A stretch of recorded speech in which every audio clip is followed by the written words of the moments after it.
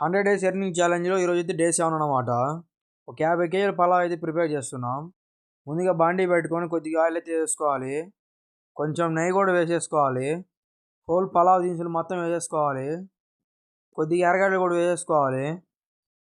కొద్దిగా పుదీనా, కొన్ని బీన్స్, ఒక హాఫ్ కేజీ జీడిపప్పు కూడా వేసేసుకోవాలి.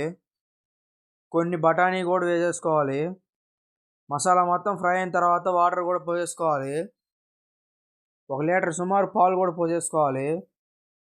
పలావ్ టేస్ట్ కోసం బిర్యానీ లిక్విడ్ కొద్దిగా వేసేసుకోవాలి. కొద్దిగా రాళ్ళు ఉప్పు. ఎసురు కాగిన తర్వాత బియ్యం అయితే వేసేసుకోవాలి అందులో. మీలో ఎవరికైనా మా క్యాటరింగ్ సర్వీస్ కావాలంటే పైన ఉన్న నెంబర్కి కాల్ చేయండి.